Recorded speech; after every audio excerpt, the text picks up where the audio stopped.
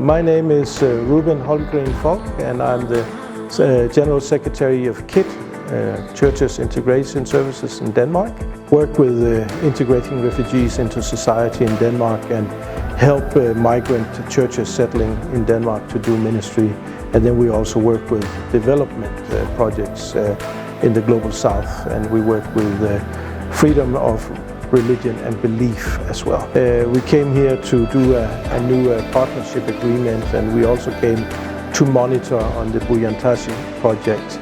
And as we monitor, of course, we want to engage in meaningful discussions about different things where we can find strengths, new knowledge, but also look at weaknesses and try to discuss how we can mitigate or work against these weaknesses and make them strengths instead.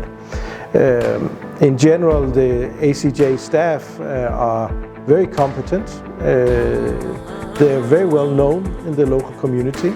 They're good at networking with other organizations, so they complement each other. ACJ does what they're good at, and other NGOs do what they're good at, and the result for the local community and the children that are the target group is actually excellent.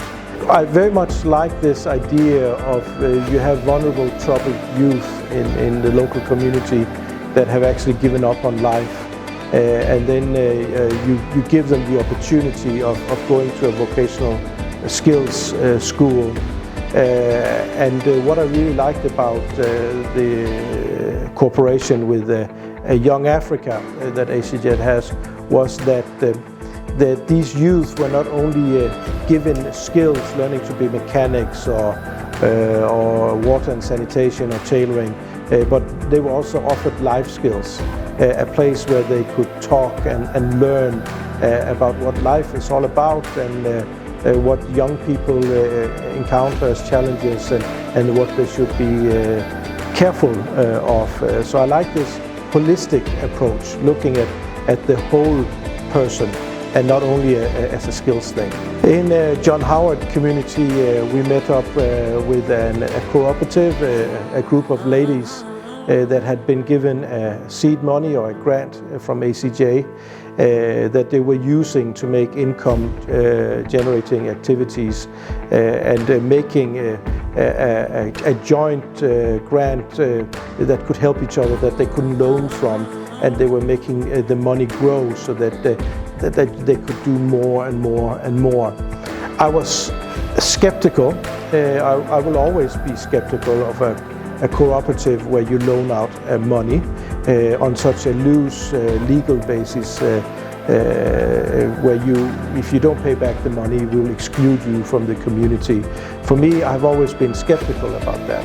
But seeing this group of ladies at John Howard and seeing how they not only kept each other accountable, but if somebody could not pay back the loan that they received, they actually, during their meetings, they would take up offerings for a social intervention box, so that if somebody in the community was in trouble, they could actually take up that money and give to that person and help that person, so that the person could pay back the loan that they had gotten from the cooperative. I was very amazed with how diligent they were and how many things they were doing, rearing of chicken and doing farming food products and so forth.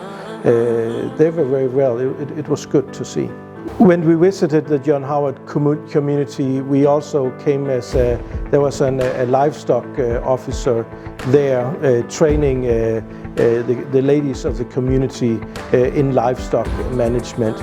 The focus of the training was chicken rearing and how to make feed that was from products that were available in the local community, so that they did not have to spend a lot of money on the feed for the chicks. That for me was very exciting to see that with the little you have, you can actually rear chicken. And listening to him teach about the basics of how to take care of chicken was actually a very interesting part. And looking and watching the ladies that sat in on this teaching and seeing them paying attention diligently. And when he was asking questions, they were all up wanting to give the right answer to the question. And I noticed that many of the ladies, they were carrying, little young children either on their backs or on the front, and they were keeping them quiet and entertained as they were listening to the teaching. I found that to be very encouraging. We went into the bush, we went to Lukata to meet up with the group, local community that ACJ was engaging.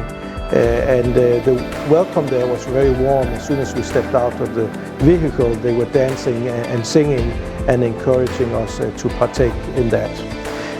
But what really spoke to me about the visit there was to see the strong community structures that ACJ had been working with, setting up a ward committee, working with the local community government that was in place, and also seeing that there was a church community. And at Lukata we met 6 different churches that was a part of this church committee. But that was not it. Other than that, there was also a Lifesavers or an IGA, income generating activity group, working just like in John Howard about making income generating activities like rearing chicken and so forth to build resilience in the local community. And then there was a 4th structure that we also met, which was combating sexual abuse and sexual harassment and early marriages. And seeing these 4 structures working together to build a stronger and better local community really worked well, and they really complemented each other good. We went to Ndola by car. If you have the money, it's definitely worthwhile taking the airplane because the traffic and the road is horrendous. But being a Tanzanian or a Dane who had lived many years in Tanzania, I was kind of used to it, so I thought it went okay. More interesting was actually meeting the staff at Ndola office, ACJ's office. We found 2 very competent young ladies, one who worked with legal matters and would go to the courts on behalf of children who had gotten in trouble with the law, and the other one was a counselor who would counsel the children with their lives and how to get on with their lives. So that was a very nice experience in seeing the office in Ndola. When we were in Ndola, we also went in to a remote area to meet the local community. And what was really interesting to me was to see 8 or 9 cooperatives had been registered by young people who had been through ACJ's training, and they were now ready to go on with building their cooperatives. And also seeing that Zambia did have a development fund that these young people, they could access and to get grants to start their income generating activities, for me spoke a lot to me, that actually the Zambian government had taken this into consideration. I have enjoyed the week that we spent in Zambia. Enjoyed meeting ACJ staffs, having in-depth discussions about their work and seeing what they're doing, and seeing that they're actually going further than they have to go. They don't let the children go once the project is ended, but they actually follow up on the children even after the project is over. And that, I think, was very good to see. And also going into the local community, if we stopped the vehicle, somebody would come up and greet and say, "Hello ACJ, how are you doing? My children is a part of this." That was very good to experience. Thank you so much.